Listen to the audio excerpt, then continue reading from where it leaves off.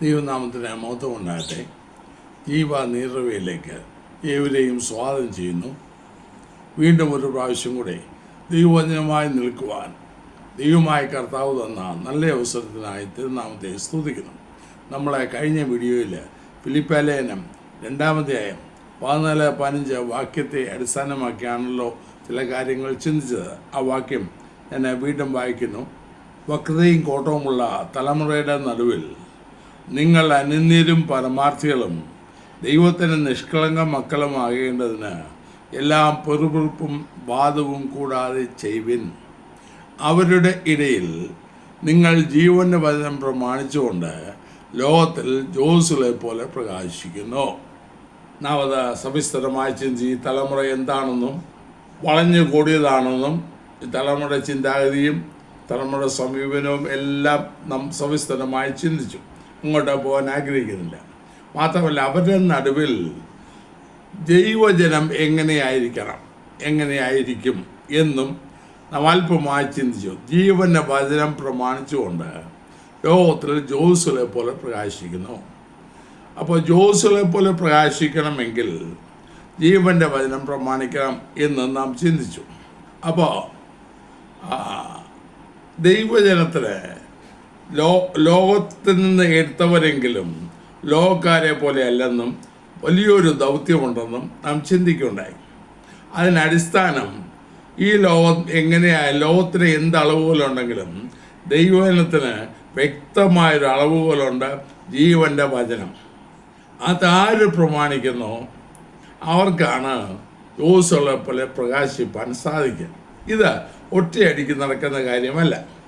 ഞാൻ കഴിഞ്ഞ വീഡിയോയിൽ പറഞ്ഞായിരുന്നല്ലോ, ഞാൻ 3 പദങ്ങൾ കൊടുക്കുന്നു: ട്രാൻസ്ഫോർമേഷൻ, ട്രാൻസ്ഫിഗറേഷൻ, ട്രാൻസ്മിഷൻ. ഈ ലോകത്തിൽ ജീവിക്കുമ്പോൾ ഈ 3 അനുഭവങ്ങളിൽ കൂടെ നാം കടന്നു പോകുന്നില്ലെങ്കിൽ രൂപാന്തരം ഉണ്ടാകുന്നു.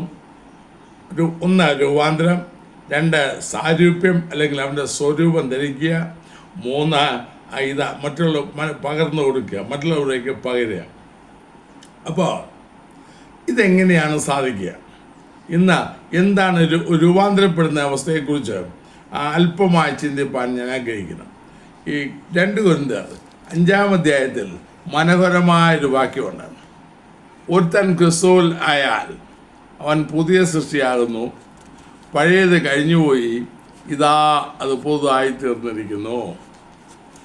2 കൊരിന്ത്യർ 5-ാം അധ്യായത്തിൻ്റെ 17-ാം വാക്യമാണ്.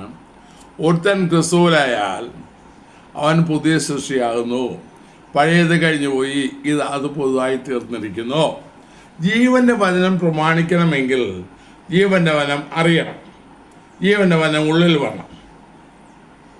റോമാലേഖനത്തിൽ 10-ാം അധ്യായത്തിൽ പൗലോസ് പറയുന്നു, വിശ്വാസം കേൾവിയാലും കേൾവി ക്രിസ്തുവിൻ്റെ വചനത്താലും വരുന്നു. അപ്പോൾ വേറൊരു യാഥാർത്ഥ്യം കൊണ്ട് പത്രോസ് പറയുന്നു, കെടുന്ന ബീജത്താലല്ല, കെടാത്തതിനാൽ നിലനിൽക്കുന്നതും എന്നേക്കും ഇരിക്കുന്നതുമായ ദൈവവചനത്താൽ തന്നെ നിങ്ങൾ വീണ്ടും ജനിച്ചിരിക്കുന്നു. യാക്കോബും പറയും, നാം അവൻ്റെ സൃഷ്ടികളിൽ ഒരു ആദ്യ ഫലമാകേണ്ടതിന് അവൻ തൻ്റെ സത്യത്തിൻ്റെ വചനത്താൽ നിങ്ങളെ വീണ്ടും ജനിപ്പിച്ചിരിക്കുന്നു. അപ്പോൾ ദൈവവചനം ഉള്ളിൽ വന്ന് അല്ലെങ്കിൽ കർത്താവായ യേശുക്രിസ്തുവിനെ കുറിച്ചുള്ള സുവിശേഷം നാം കേട്ട് അതിൽ നാം വിശ്വസിക്കുന്ന മാത്രയിൽ, മറ്റു വാക്കിൽ സുവിശേഷം വിശ്വസിക്കുമ്പോൾ വാസ്തവത്തിൽ എന്താണ് സംഭവിക്കുക? ഇന്ന് വികലമായ ധാരാളം പഠിപ്പിക്കലുണ്ടല്ലോ.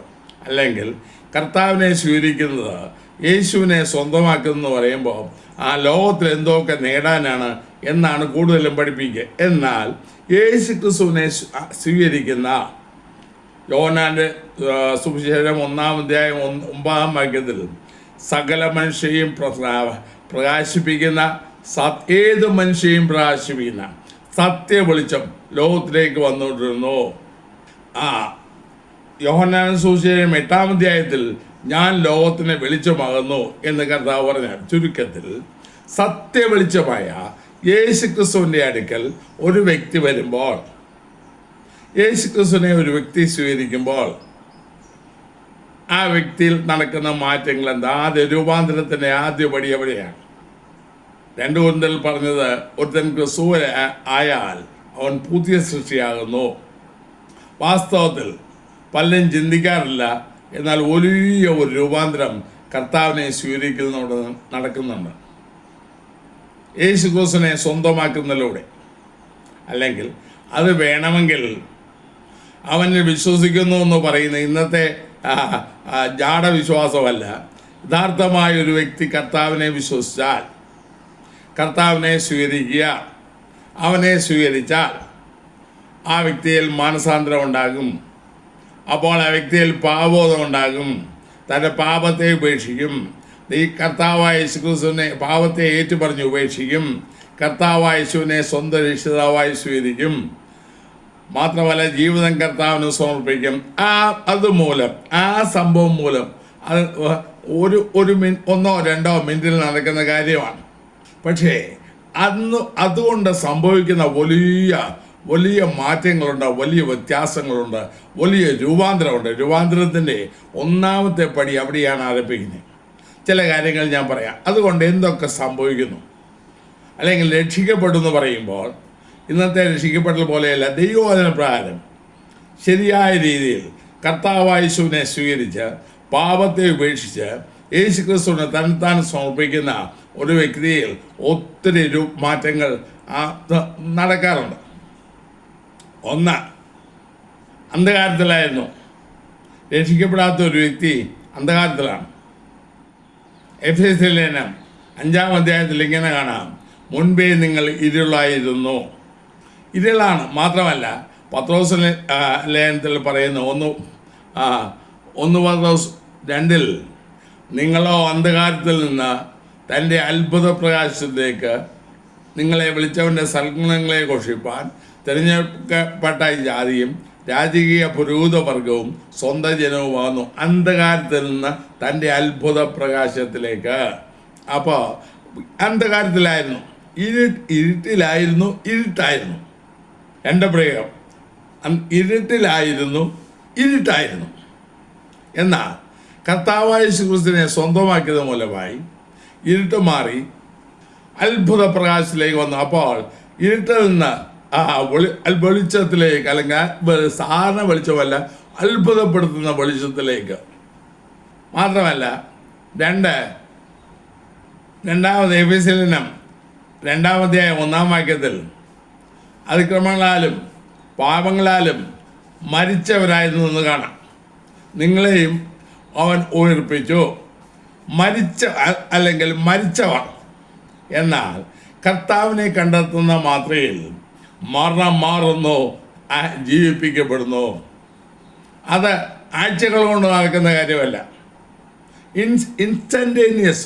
അപ്പോൾ തന്നെ യേശുക്രിസ്തുവിനെ ഒരു വ്യക്തി ആത്മാർത്ഥമായി അനുതാപത്തോടും ഏറ്റുപറച്ചിലോടും കൂടെ കർത്താവായ യേശുവിനെ പാപത്തെ ഉപേക്ഷിച്ച് കർത്താവായ യേശുവിനെ ഇടം കൊടുക്കുമ്പോൾ അവൻ ജീവിപ്പിക്കപ്പെടുന്നു, നിത്യജീവൻ അവകാശിയാകുന്നു.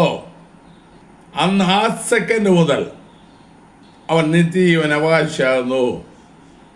എഫേസ്യരെല്ലാം അത് തെളിച്ച് പറയുന്നു. രക്ഷിക്കപ്പെടാത്ത ഒരുവനിൽ അവൻ്റെ ആത്മാവ് മൃതാവസ്ഥയിലാണ്. രക്ഷിക്കപ്പെടുന്ന മിനിറ്റിൽ, കർത്താവിനെ സ്വീകരിക്കുന്ന മിനിറ്റിൽ അത് ജീവിപ്പിക്കപ്പെടുന്നു. എത്ര അത്ഭുതം! മാത്രമല്ല എഫേസ്യ ലേഖനം 2-ാം അധ്യായം 12-ാം വാക്യം വായിച്ചാൽ കുറേയേറെ കാര്യങ്ങളോട് പറയുന്നുണ്ട്.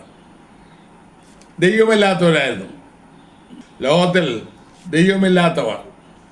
എന്നാൽ അതേ 2-ാം അധ്യായത്തിൽ 2-ന്റെ-12-ാം വാക്യത്തിലാണ് അത് കാണുന്നത്. ഞാൻ ആ വാക്യം വായിക്കാം. അക്കാലത്ത് നിങ്ങൾ ക്രിസ്തുവിനെ കൂടാതെയുള്ളവരും ഇസ്രായേൽ പദ്ധതിയോട് സംബന്ധമില്ലാത്തവരും വാഗ്ദത്തന നിയമങ്ങൾക്ക് അന്യരും പ്രത്യാശയില്ലാത്തവരും ലോകത്തിൽ ദൈവമില്ലാത്തവരും ആയിരുന്നു എന്നോർത്തുകൊള്ളുവിൻ.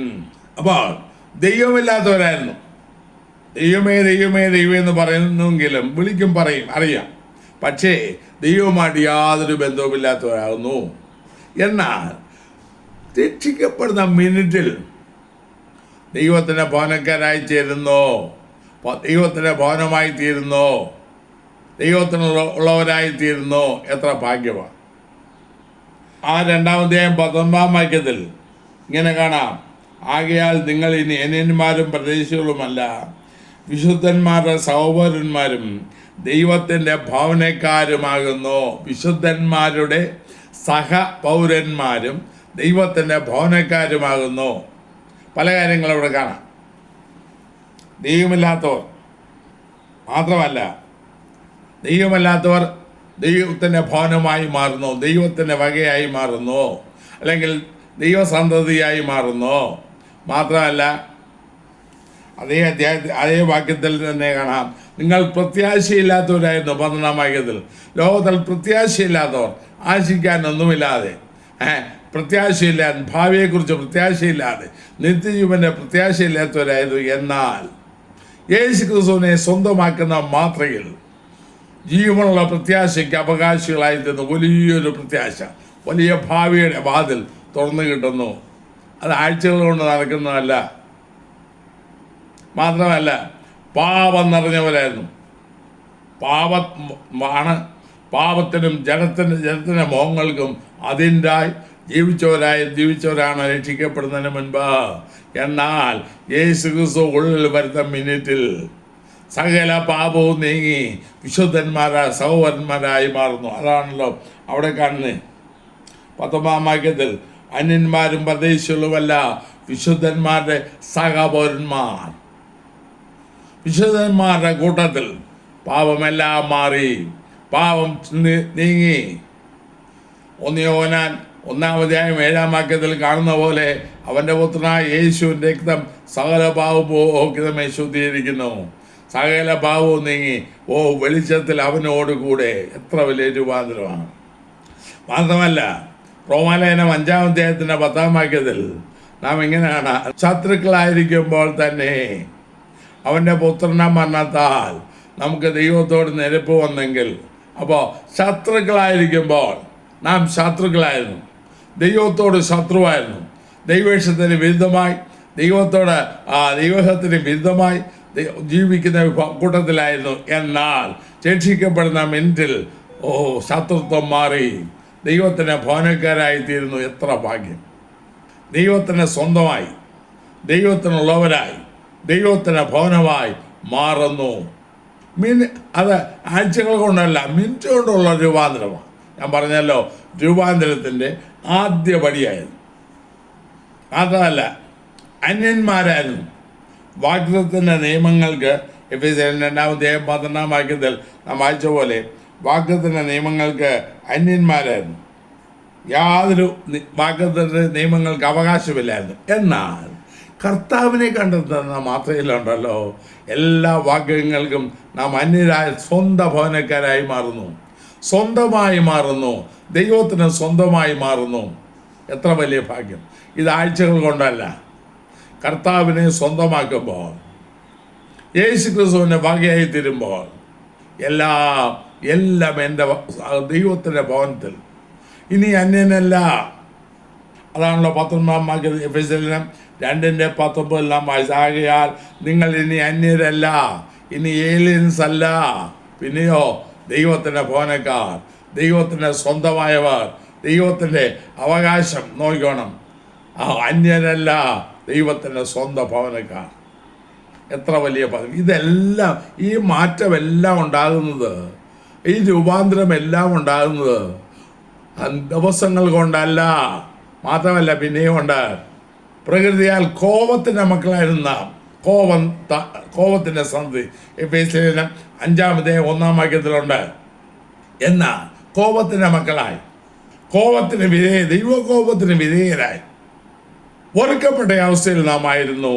എന്നാൽ കർത്താവായ യേശുവിനെ കൈക്കൊള്ളുമ്പോൾ കൃപ നിറഞ്ഞവരായി മാറുന്നു. കരുണാസമ്പന്നനായ ദൈവമോ നമ്മെ സ്നേഹിച്ച മഹാസ്നേഹ നിമിത്തം അതിക്രമങ്ങളൊക്കെയും നമ്മോട് ക്ഷമിച്ച് അവൻ്റെ കൃപയ്ക്ക് നമ്മെ പാത്രരാക്കുന്നല്ലോ. എഫെസ്യർ 2-ാം അധ്യായം 8-ാം വാക്യത്തിൽ കൃപയാലല്ലോ നിങ്ങൾ വിശ്വാസം മൂലം രക്ഷിക്കപ്പെട്ടിരിക്കുന്നത്, അതിനും നിങ്ങൾ കാരണമല്ല, ദൈവത്തിൻ്റെ ദാനം അത്രയാകുന്നു. നോക്കണം, കോപത്തിൻ്റെ മക്കളായിരുന്ന നമ്മെ അല്ലെങ്കിൽ ആരെല്ലാം കോപത്തിൻ്റെ മക്കളായിരിക്കുന്നുവോ അവർ യേശുവിൻ്റെ അടുക്കൽ വരുമ്പോൾ കൃപയുടെ പാത്രങ്ങളായി മാറുന്നു. ദൈവകൃപയുടെ പാത്രങ്ങളായി അവർ മാറുന്നു. അത് മാത്രമല്ല, അടുത്ത രൂപാന്തരം ഏതിലാണെന്നറിയാമോ? ഇവിടെ അവരെപ്പോഴും ഗിൽറ്റിയാണ്. ചുരുക്കി പറഞ്ഞാൽ എഫെസ്യലേഖനം 4-15 വാക്യം മുതൽ 19 വാക്യം വരെ വായിച്ചാൽ അവരെ അന്ധബുദ്ധികളായി അജ്ഞാന നിമിത്തം ഹൃദയകാഠിന്യ നിമിത്തം തന്നെ അത്യാഗ്രഹത്തോടെ സകല നീതിയും പ്രവർത്തിപ്പാൻ തങ്ങളെ തന്നെ ദുഷ്കാമത്തിന് ഏൽപ്പിച്ചിരിക്കുന്നു. തങ്ങളെ തെറ്റ് ചെയ്യുമ്പോൾ ഗിൽറ്റിയാകും. കുറ്റബോധം, മനുഷ്യൻ്റെ പല പ്രവൃത്തികളും കുറ്റബോധത്തിൽ നിന്നാണല്ലോ. ഒരു കുറ്റത്തെക്കുറിച്ചുള്ള ബോധം അതിനെ മറയ്ക്കാൻ. ഇപ്പം നിയമത്തിന് മുൻപിൽ നിന്ന്, നിയമപാലകരുടെ മുൻപിൽ നിന്ന് ഒരുത്തൻ ഓടിപ്പോകുന്നെങ്കിൽ അവൻ കുറ്റവാളി എന്നർത്ഥം. അവന് കുറ്റബോധം, ഗിൽറ്റി, മനസാക്ഷിയിൽ സ്വസ്ഥതയില്ല. എന്നാൽ ഇപ്പോൾ കുറ്റബോധമല്ല, അതെല്ലാം മാറി ഇവിടെ യേശുക്രിസ്തുവിന്റെ ക്രൂശിക്കൽ. അപ്പോൾ എന്തെല്ലാം കാര്യങ്ങളാണ് കർത്താവേശുവിനെ സ്വന്തമാക്കുമ്പോൾ നമുക്ക് ലഭിക്കുന്നത്. മനുഷ്യർ ഇത് ചിന്തിക്കാറുണ്ടോ? മാത്രമല്ല, ഞാൻ അതിവേഗത്തിൽ പറഞ്ഞു വിടട്ടെ. അത് മാത്രമല്ല, എന്താ പറയുക, അരിഷ്ടതയാ ജീവിതം. കർത്താവിനെ കണ്ടെത്താത്ത പാപത്തിൽ ജീവിക്കുന്ന ഒരു മനുഷ്യനെ സംബന്ധിച്ചോളം അവനൊരിക്കലും സ്വസ്ഥതയില്ല. ഹൃദയം കലങ്ങി മറിയുന്ന ദൈവം യശാപ്രവചനത്തിൽ എഴുതിയിരിക്കുന്ന പോലെ ദുഷ്ടന്മാർക്ക് സ്വസ്ഥതയില്ല. അവരുടെ ഹൃദയം കലങ്ങി മറിയുന്ന കടൽ പോലെയാകുന്നു. അരിഷ്ടതയാണ്. മനസ്സിലൊരു സ്വസ്ഥതയുമില്ല. എന്നാൽ കർത്താവേശുവിനെ കൈക്കൊണ്ട മാത്രയിൽ അരിഷ്ടത മാറി സന്തോഷപൂർണ്ണരായി തീർന്നു. എത്യോപ്യ രാജ്യത്തെ മന്ത്രിയായ ഷണ്ണൻ, അവനെ തേരിലിരുന്ന് രഥം വായിച്ച് ഫിലിപ്പോസ് അവനോട് സുവിശേഷം പറഞ്ഞ് അവൻ ശ്വാസസ്നാനം സ്വീകരിച്ചതിന് ശേഷം നാം കാണുന്നത് അവൻ സന്തോഷിച്ചും കൊണ്ട് തൻ്റെ വഴിക്ക് പോയി. നോക്കണം, സന്തോഷപൂർണത, ദൈവ സന്തോഷത്തിന് പരിപൂർണതയുള്ള ദൈവസന്നിധിയിലെ സന്തോഷം എപ്പോഴാണ് അനുഭവിക്കുന്നറിയാം. അതുകൊണ്ടാണ് ദാവീദ് പ്രാർത്ഥിച്ചത്, നിന്റെ രക്ഷയുടെ സന്തോഷം എനിക്ക് തിരികെ തരണമേ. ഇന്ന് സന്തോഷത്തിന് ഒഴിച്ച സന്തോഷം കിട്ടാൻ മനുഷ്യൻ എന്തെല്ലാം പണിയെടുക്കുന്നു, എന്നാൽ അത് സാധിക്കുന്നുണ്ടോ? പക്ഷേ ക്രിസ്തുയേശുവിൽ വരുമ്പോൾ, വരുന്ന മാത്രയിൽ വന്നവർക്ക്, എന്നെ കേൾക്കുന്ന ക്രിസ്തുയേശുവിൽ വന്ന ദൈവമക്കളോട് ഞാൻ പറയട്ടെ, എത്ര വലിയ സന്തോഷമാണ് അനുഭവിക്കുക. ഞാൻ കഴിഞ്ഞ 53 വർഷമായി ഈ സന്തോഷം അനുഭവിക്കുന്നു. അരിഷ്ടത, പാപിയുടെ ജീവിതം അരിഷ്ടതരം, ഒരു സ്വസ്ഥതയുമില്ലാതെ. എന്നാൽ എത്രയോ വലിയ സന്തോഷം. ഫിലിപ്പിയിലെ കാരാക്കൽ പ്രമാണിയെക്കുറിച്ച് അപ്പോസ്തല പ്രവൃത്തിയിൽ എഴുതിയിരിക്കുന്നത്, കർത്താവിൽ വിശ്വസ്തയിൽ വീടടക്കം ആനന്ദിച്ചു. ദിവസങ്ങൾ കൊണ്ടല്ല, നോക്കണം, ക്രിസ്തുയേശുവിലെ സന്തോഷം. ഇത് യേശുവിനെ സ്വീകരിക്കുന്ന മാത്രയിൽ ഒരു വ്യക്തിയുടെ അവകാശമാണ്. മാത്രമല്ല, പിന്നെയും രൂപാന്തരം ചിന്തിക്കാറുണ്ട്. ഇത് പഴയ മനുഷ്യനാണ്. ചതി മോഹങ്ങളാൽ, എഫെസ്യലേഖനം 4-ാം അധ്യായത്തിൽ എഴുതിയിരിക്കുന്ന പോലെ, 4:22 മുൻപിലത്തെ നടപ്പ് സംബന്ധിച്ച് ചതി മോഹങ്ങളാൽ വഷളായി പോകുന്ന പഴയ മനുഷ്യനെ ഉപേക്ഷിച്ച്. പഴയ മനുഷ്യൻ, അവൻ്റെ സ്ഥിതി എന്താണ്? ചതി വഞ്ചിക്കുന്ന മോഹങ്ങളാൽ വഷളായി പോകുന്ന പഴയ മനുഷ്യനാണ്. എന്നാൽ കർത്താവിനെ കണ്ടെത്ത മാത്രയിൽ, യേശുക്രിസ്തുവിന് സ്വന്തമായി തീർന്ന മാത്രയിൽ എന്ത് വലിയ മാറ്റമുണ്ടായി. ഒരു പുതിയ മനുഷ്യൻ്റെ സൃഷ്ടി ആരംഭിച്ചു. പുതിയ മനുഷ്യൻ 2 കൊരിന്ത്യരിൽ നാം വായിച്ചല്ലോ, ഒരുത്തൻ ക്രിസ്തുവിനായാൽ അത് പുതിയ സൃഷ്ടി, പഴയതെല്ലാം പോയി, അത് പുതുതായി തീർന്നിരിക്കണം. പുതു മനുഷ്യൻ.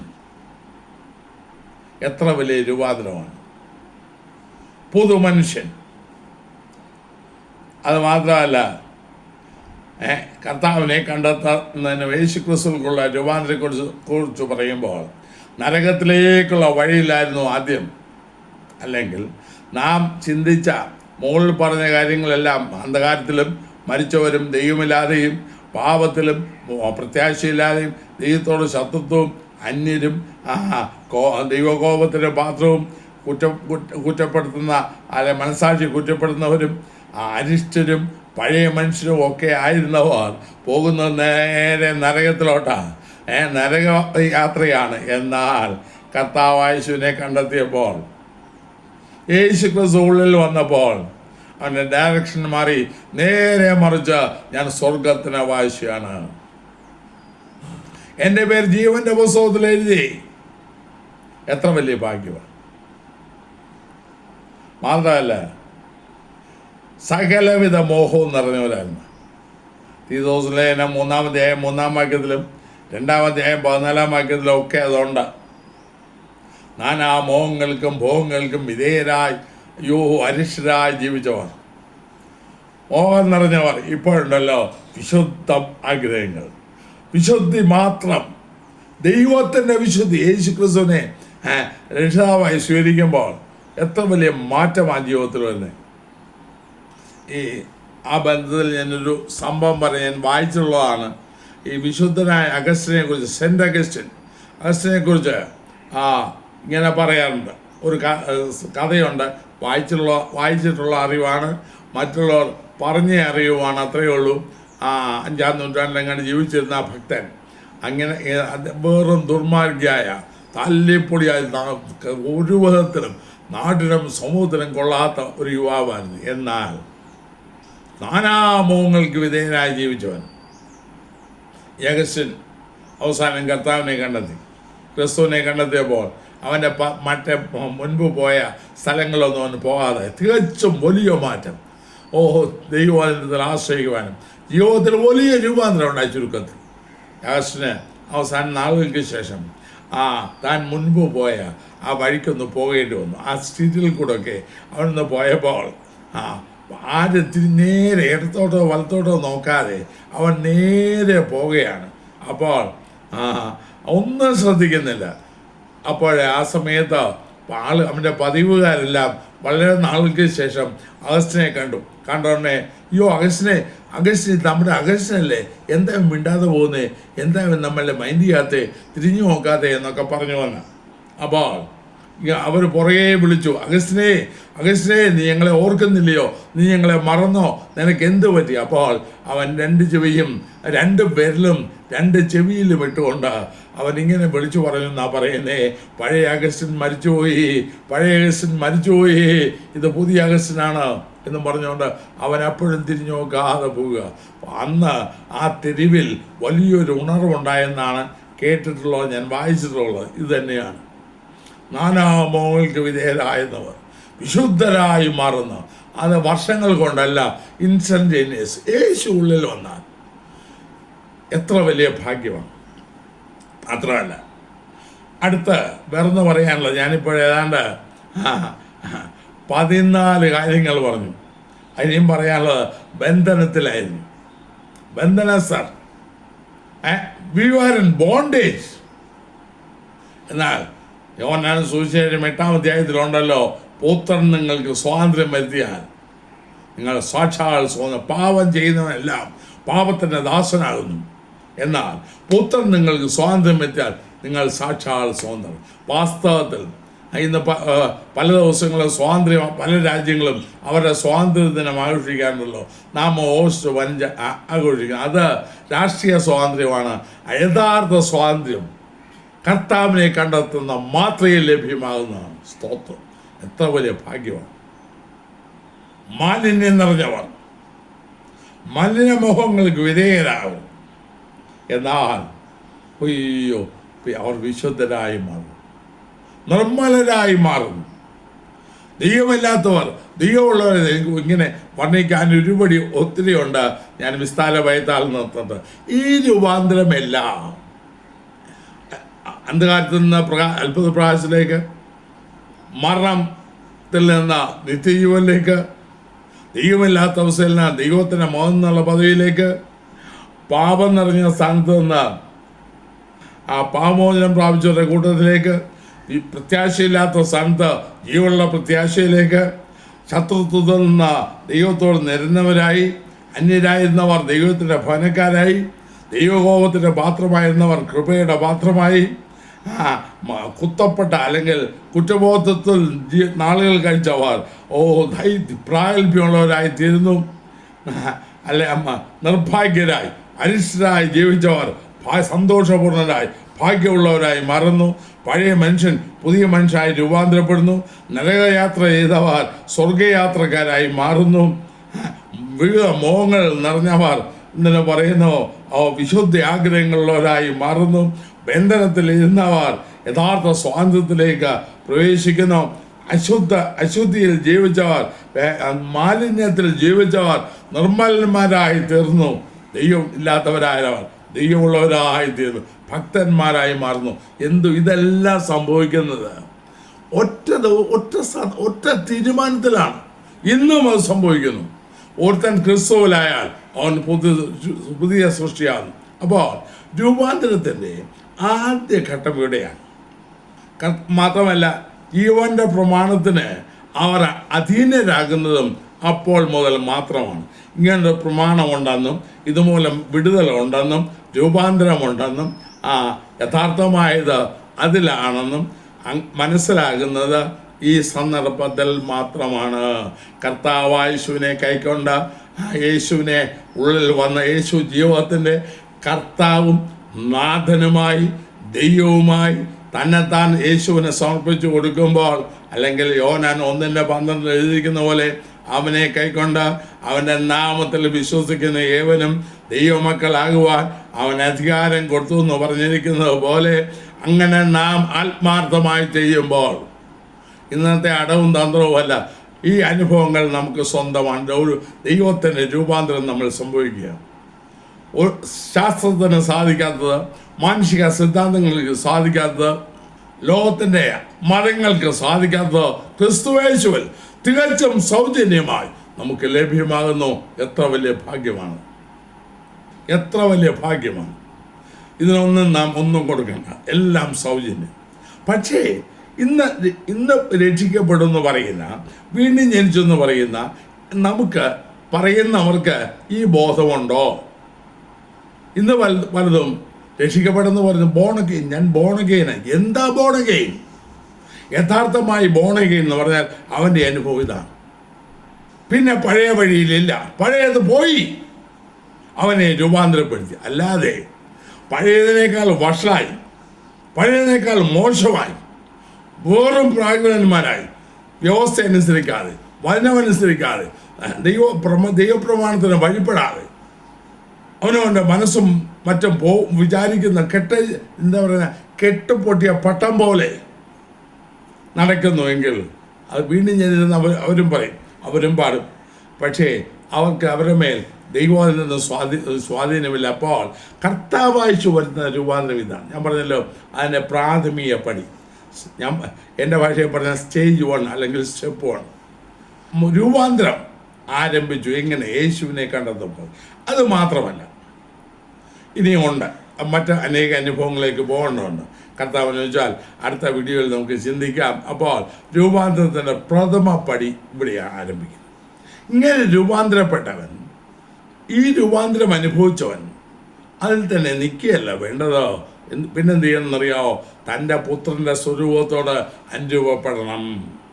അത് സ്വർഗത്തിൽ ചെന്നിട്ട്, അത് അക്ഷരീയമായ സ്വർഗത്തിൽ ചെല്ലുമ്പോൾ ഭൂമിയിൽ വെച്ച് തന്നെ തന്നോട് അനുരൂപപ്പെടണം. അതെങ്ങനെയാണെന്ന് പിന്നാലെ നമുക്ക് ചിന്തിക്കാം. ചുരുക്കത്തിൽ ഇന്ന് ചിന്തിച്ച വളരെ ശ്രദ്ധിക്കുക. ഈ അനുഭവം ജീവിതത്തിലുണ്ടോ? ഇപ്പോഴും പ്രത്യാശയില്ലാതെ ജീവിക്കുന്നു, ഇപ്പോഴും അരിഷ്ടരായി ജീവിക്കുന്നു, ഇപ്പോഴും കുറ്റബോധത്തിൽ ജീവിക്കുന്നു. പഴയ മനുഷ്യരുടെ സ്വഭാവങ്ങൾ നമ്മിലുണ്ടോ? പാപപ്രകൃതി നമ്മിലുണ്ടോ? നമ്മെ പാപത്തെ യേശുക്രിസ്തുവിനെ രക്ഷിതാവായി സ്വീകരിച്ചവർ പാപത്തിൻ്റെ സാന്നിധ്യത്തിൽ നിന്ന് വിടുവിക്കപ്പെട്ടിട്ടില്ല, പാപത്തിൻ്റെ അധികാരത്തിൽ നിന്ന് വിടുവിക്കപ്പെടും. പാപം നിറഞ്ഞ ലോകത്തിലാണ് നാം ജീവിക്കുന്നത്. ഞാൻ ഈ പറഞ്ഞത് മാത്രമല്ല, മറ്റനേക കാര്യങ്ങൾ ആ ബന്ധത്തിലുണ്ട്. അതിപ്രധാനമായ ഇത്രയും കാര്യങ്ങളെ ഞാൻ ചൂണ്ടിക്കാണുന്ന ഒരു 10-17 കാര്യങ്ങൾ ഞാൻ പറഞ്ഞെന്നാണ് എൻ്റെ ഓർമ്മ. അപ്പോൾ ഇന്ന് നമ്മൾ ചിന്തിക്കുക, ഞാൻ കർത്താവായ യേശുവിനെ യഥാർത്ഥമായി കണ്ടതാണോ, അതോ കൂട്ടത്തിൽ യേശുവിൽ വിശ്വസിക്കുന്നു, ഞാൻ കൈപൊക്കി എന്നുള്ള രീതിയിൽ മറ്റൊരൊന്നുമില്ലാതെ, അല്ലെങ്കിൽ ദൈവരാജ്യത്തിൻ്റെ ആഴമായ മർമ്മങ്ങളില്ലാതെയാണോ നാം പോകുന്നതെന്ന് ഒന്ന് ചിന്തിക്കുവാൻ ദൈവത്തിൻ്റെ പരിശുദ്ധാത്മാവ് ഈ സമയം നമ്മെ സഹായിക്കട്ടെ. മാത്രമല്ല, ഇത് ബാലപാഠമാണെന്ന് വളർന്ന പലർക്കും തോന്നും. പക്ഷേ നിവൃത്തിയില്ല. ബാലപാഠം പറയാതിരിക്കാൻ നിവൃത്തിയില്ല. ഇന്നത്തെ സമൂഹത്തിന് ഇതുപോലും ഇല്ലാത്ത പോക്കിലാണ്. അല്ലെങ്കിൽ ദൈവത്തെ സേവിച്ചാൽ പണം കിട്ടും. എല്ലാം പണത്തിന് വേണ്ടി, ഭൗതിക നേട്ടത്തിന് വേണ്ടി, ലോകത്തിലെ ഉയർച്ചയ്ക്ക് വേണ്ടി, ലോകത്തിലെ സമ്പാദ്യത്തിന് വേണ്ടി, ഇവിടെ എന്തോ ആകാനാണ് ദൈവത്തെ സേവിക്കാൻ ധരിച്ച് വഞ്ചിക്കപ്പെട്ട് മനുഷ്യർ പൊക്കോണ്ടിരിക്കുന്നു. എന്നാൽ ക്രിസ്തുയേശുവിൽ രൂപാന്തരം പ്രാപിച്ച്, അല്ലെങ്കിൽ ജോസുകളെ പോലെ പ്രകാശിക്കണമെങ്കിൽ പഴയ അവസ്ഥയിൽ നിന്ന് പറ്റത്തില്ല, രൂപാന്തരം ഉണ്ടായേ പറ്റുള്ളൂ. അങ്ങനെ രൂപാന്തരപ്പെടുന്നത് എപ്പോഴാണ്, എപ്പോൾ ആരംഭിക്കുന്നു? ആ രൂപാന്തരത്തിൻ്റെ ഒന്നാം ഘട്ടം ഏത്? അതാണിപ്പോൾ നാം ചിന്തിച്ചത്. ഇന്ന് പകൽക്കാലം ഒന്ന് ചിന്തിക്കാം. അത്ഭുത പ്രകാശത്തിലേക്ക്, മരണത്തിന് ജീവനിലേക്ക്, നശിച്ചു പോയിക്കൊണ്ടിരുന്ന, നാശത്തിന് നേരായി നീക്കിക്കൊണ്ടിരുന്ന സ്ഥാനത്ത് നിന്ന് വളർച്ചയിലേക്ക്, ദൈവമില്ലാത്ത അവസ്ഥയിൽ നിന്ന് ദൈവത്തിൻ്റെ ഭവനക്കരെ ഭാഗ്യര പ്രത്യാശ, ജീവനുള്ള പ്രത്യാശ തന്ന് എത്രമാത്രമായി ദൈവം നടത്തുന്നു. ഈ ഭാഗ്യം അനുഭവിക്കാൻ കഴിഞ്ഞവർക്കായി ദൈവത്തെ സ്തുതിക്കുന്നു. അതില്ലാത്ത ആരെങ്കിലും എന്നെ കേൾക്കുന്നെങ്കിൽ ഇന്ന് പകൽ യഥാർത്ഥമായി കർത്താവിന് സമർപ്പിക്കാമോ? ആത്മാർത്ഥമായി പാവങ്ങളെ ഏറ്റുപറയാമോ? ഉപേക്ഷിക്കാമോ? കർത്താവായ യേശുവിനെ ജീവിതത്തിൻ്റെ കർത്താവായി, സകലത്തിനും നാഥനായി സ്വീകരിക്കാമോ? ആ മിനിറ്റിൽ ഈ മാറ്റങ്ങളെല്ലാം നമുക്ക് സംഭവിക്കും. അന്ന് മുതൽ ഇത് നമ്മുടെ അനുഭവമാണ്. ദൈവമായ കർത്താവ് അതിനായി സഹായിക്കട്ടെ. കർത്താവ് അനുഭവിച്ചാൽ അടുത്ത വീഡിയോയിൽ കുറച്ചുകൂടെ ആഴമായ കാര്യങ്ങൾ നമുക്ക് ചിന്തിപ്പാൻ ഇടയാകട്ടെ. പ്രാർത്ഥിക്കാം. കർത്താവേ, സ്നേഹവനായ സ്വർഗപിതാവേ, ക്രിസ്തുയേശുവിൽ കൂടെ ഉണ്ടാകുന്ന രൂപാന്തരം എന്തെന്ന് അല്പമായി ചിന്തിപ്പാൻ ഇടയായല്ലോ. ഒരുത്തൻ ക്രിസ്തുവിലായാൽ അവൻ പുതിയ സൃഷ്ടിയാണെന്നും പഴയത് കഴിഞ്ഞു പോയെന്നും നാഥ എല്ലാം പുതുതായി തീർന്നിരിക്കുന്നു എന്നും അങ്ങയുടെ വനത്തിലുള്ളത് എന്തൊക്കെല്ലാം കാര്യങ്ങളിലാണെന്ന് വിശദമായി ചിന്തിപ്പാൻ അവിടെ നിങ്ങൾക്കിടയാക്കി. കർത്താവ് അനുഭവത്തിലില്ലാത്ത ആരെങ്കിലും എന്നെ കേൾക്കുന്നുവെങ്കിൽ ഇന്ന് പകലവരോട് ഇടപെടണമേ. നാഥ, അങ്ങ് സംസാരിക്കണമേ, നിങ്ങളുടെ സ്നേഹത്തിലേക്ക് കൊണ്ടുവരണമേ. ഈ അത്ഭുതമായ രൂപാന്തരത്തിന് അവരെയും അവകാശികളാക്കി തീർക്കണമേ. കരങ്ങളിൽ ഏൽപ്പിക്കുന്നു എന്നെ അടിനെ കേൾക്കുന്ന എല്ലാ പ്രിയപ്പെട്ടവരോടും ദൈവത്തിൻ്റെ ആത്മാവ് ഇടപെടണമേ. യേശു ക്രിസ്തുവിന്റെ നാമത്തിൽ പിതാവേ, ആമേൻ. ഈ വീഡിയോ നിങ്ങൾക്ക് അനുഗ്രഹമായെങ്കിൽ മറ്റുള്ളവരിലേക്കും ഷെയർ ചെയ്ത് കൊടുക്കുക. നിങ്ങൾക്ക് വേണ്ടി പ്രാർത്ഥിക്കുക. ദൈവമായ കർത്താവ് നിങ്ങളെ ധാരാളമായി അനുഗ്രഹിക്കുമാറാകട്ടെ.